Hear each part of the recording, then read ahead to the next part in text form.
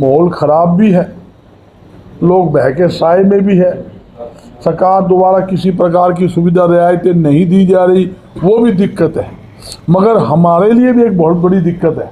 हम चाहते हैं अगरवा नगरी जो महाराजा अग्रसेन जी की है, जहाँ हमने अरबों रुपए लगाए हुए हैं, उसको हमने बहुत अच्छे ढंग से बसाने का हमारी योजना है।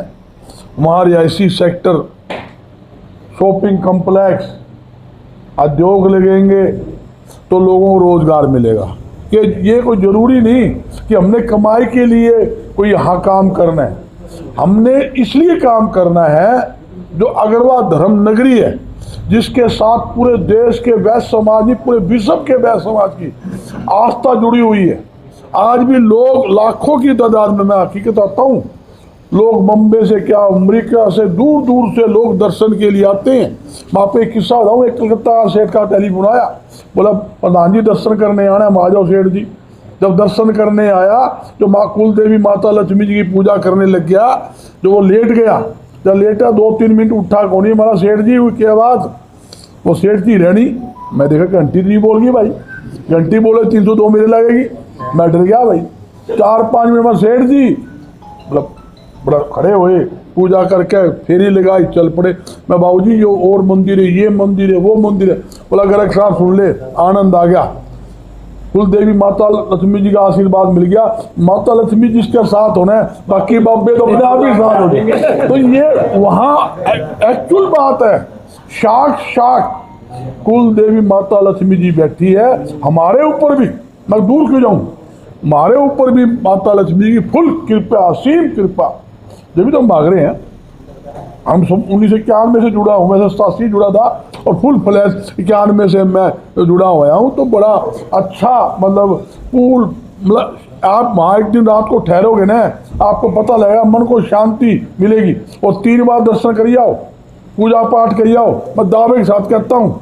और आपके ऊपर कुल देवी माता लक्ष्मी की कृपा ना बरसे और आपके परिवार में, घर में सुख शांति ना हो, मेरा कान पकड़ लें बजरंगदास जी दिमाग क्या क्या गया हकीकत क्या जाना है जगत के लिए बेनिफिट है, क्या है उस पे बताएं भाई। असली बात को वाले जम्मा फैल ना तो उद्योगपति के लिए अच्छी है, ना व्यापारी के लिए, या तो आड़ती को ने भी बर्बाद करने में तुली हुई है।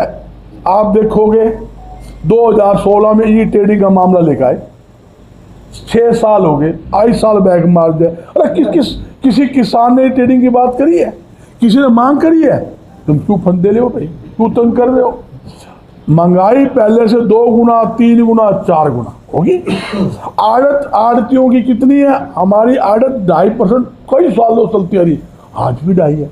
बढ़नी चाहिए, नहीं बढ़नी चाहिए, कौन बढ़ाई? ये तो घटावा है। 3 रुपये 37 पैसे गेहूं परचेज में काट लिए, धान में काट लिए, कमीशन बनता गेहूं का 37 पैसे दे रहे 40 रुपये। तो मेरी सरकार से हाथ जोड़ के अपील है, 2.5% जो कमीशन है, पूरा कमीशन मिलना चाहिए। और जहां धान के ऊपर मार्केट फीस की बात है, वही 100 रुपये कर दी। अरे कोई वैल्यू होती है क्या?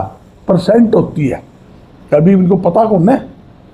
यह सरकार को अनुभवी सरकार है ना, अनुभव बिल्कुल। मैं आपको मलिक साहब खुला कह रहा हूं, मैं अनुभवी सरकार है। ये यही नहीं पता किसान की तकलीफ क्या है, आड़ती को तकलीफ क्या है, पलेदार की तकलीफ क्या है। ये लोग 100 रुपये कर दिया। मैं यही पूछ रहा हूँ, एक देश एक टैक्स, ये तो मोदी जी ने घोषणा की थी, जीएसटी लाएंगे तो एक ही टैक्स लगा। तो मार्केट फीस क्यों नहीं थी भाई? मेरे हिसाब से मार्केट फीस तो खत्म होनी चाहिए, जबकि पहले 1% थी, इन्होंने पट्टा ने 4 कर दी। अरे तुम 1 से 4 कर रहे हो, होनी चाहिए खत्म। तो मेरी तो मांग खत्म की है भाई। केंद्र सरकार अपने वादे के अनुसार, मोदी साहब अपने वादे के अनुसार, मोदी साहब ने कहा था एक देश एक टैक्स, जब जीएसटी लग गया तो मार्केट फीस नहीं होनी चाहिए, ये बिल्कुल समाप्त होनी चाहिए। मेरी समाप्ति की मांग। महाराजा अग्रसेन जी देश के अंदर ऐसे राजा हुए जिन्होंने हर गरीब व्यक्ति को और जरूरतमंद की मदद करते हुए ऊंचा उठाने का काम किया। उन्होंने एक नाराध्यादेश में महाराजा अग्रसेन जी का यह संदेश, एक रहेगा भारत देश। वैश्य समाज उनके आदर्शों पे चलकर, जिए और जीने दो की नीति पर चलकर राष्ट्र की व जनता की सेवा के अंदर लगातार लगा हुआ है। अगरवा महाराजा अग्रसेन जी की राजधानी थी और धर्म नगरी है। अगरवा धाम में 30 एकड़ के अंदर अगरवा धाम बना हुआ है भव्य रूप से, जिसके अंदर हर देवी देवताओं के मंदिर बने हुए हैं। और यहाँ तक कि करोड़ों रुपए की लागत से वहाँ विकास कार्य चल रहे हैं और वहाँ पर लगातार करनी चलती ही रहती है। और हाल ही में 30 करोड़ की लागत से महाराजा अग्रसेन जी के नाम पर म्यूजियम, एटोटोरियम का निर्माण कार्य तेजी से चल रहा है। और कई और निर्माण कार्य जो हमारे कंप्लीट हो चुके हैं, नई धर्मशालाएं बनी हैं और बनी हैं, वो हमारे काम कंप्लीट हो चुके हैं। और सामने 267 एकड़ के अंदर महाराजा अग्रसेन जी के नाम पर मेडिकल कॉलेज बनाया हुआ है। वहाँ भी डेली हजारों मरीज हरियाणा, पंजाब, राजस्थान आदि प्रदेशों के यहाँ इलाज कराने के लिए आते हैं। हजारों भक्तजन अगरवा धाम में दर्शन के लिए आते हैं। अगरवा के अंदर जो विकास हो रहे हैं, जो भी हमारी संस्थाएं हैं, जी मेडिकल कॉलेज है, अगरवा धाम है, गौशाला है, शीतला माता मंदिर है, सब समाज ने जनता के सहयोग से, आशीर्वाद से बनाए हैं और आगे भी लगातार विकास कार्य, निर्माण कार्य चल रहे हैं। तो सरकार से मेरी एक अपील है भी अगरवा के विकास के लिए जो जरूरी बात है कि पहले भी मुख्यमंत्री मनोहर लाल जी ने घोषणा की थी, सरकार बनती 2014 में सरकार बनी थी और 2015 में घोषणा की थी कि हम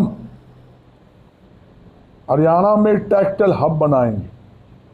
और टेक्सटाइल हब बनाएंगे हिसार जिले में, क्योंकि जो कॉटन की बेल्ट है, हिसार, फतेहाबाद, सरसा, बियानी, जींद जो बेल्ट पड़ती है, तो हमने कहा था भी अगर मैं बनाओ हम सहयोग करेंगे।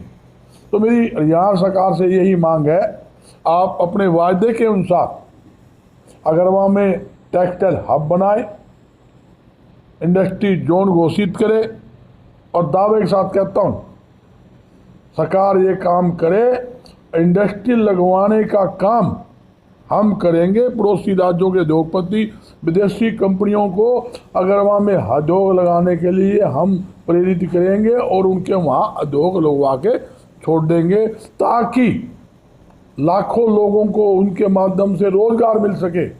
किसानों का जो नरमा है, जब वहीं इंडस्ट्रीज होगी वहाँ बिकेगा।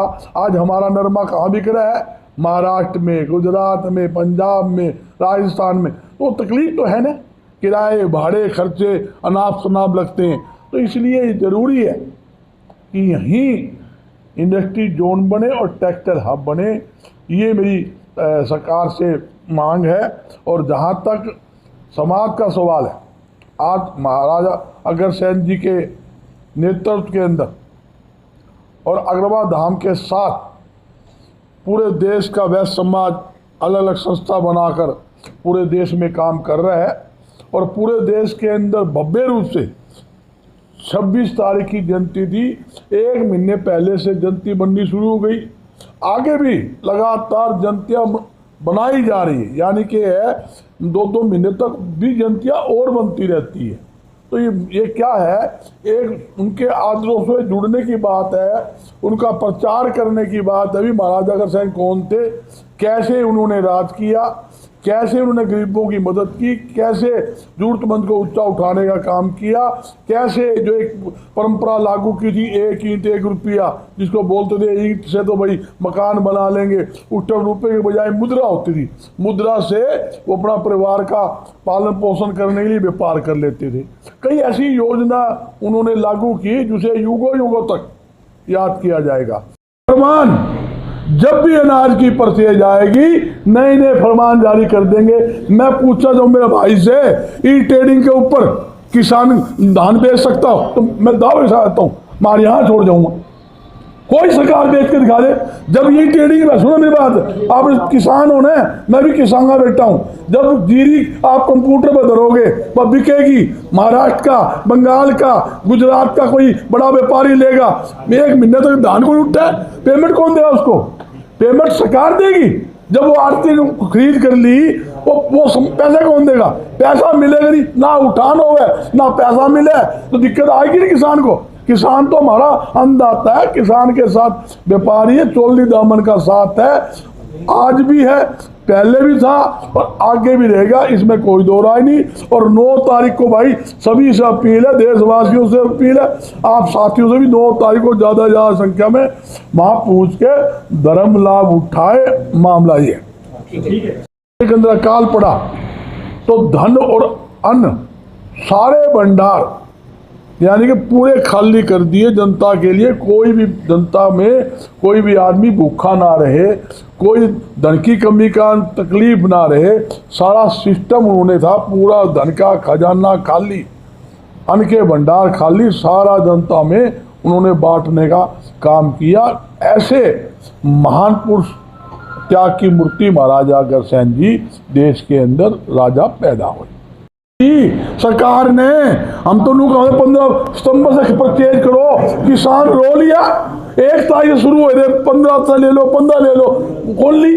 तो वो लेवार तो जीत क्यों मंडी बड़ी हुआ है, सरकारी एजेंसियों ने लेनी होती है।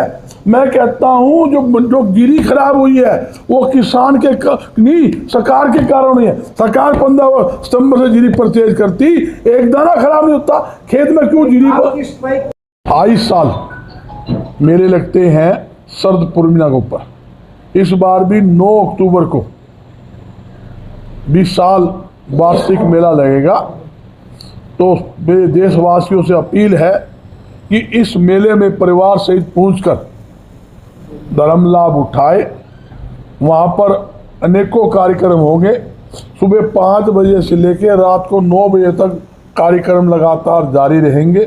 मुख्य कार्यक्रम जो स्टेज कार्यक्रम होगा 2 बजे से 4 बजे तक मुख्य कार्यक्रम रखा है, जिसके अंदर हरियाणा, पंजाब, राजस्थान, काफ़ी टीवी के कलाकार भी उसके अंदर भाग लेंगे और बहुत धार्मिक और सामाजिक कार्यक्रम है और रहेगा।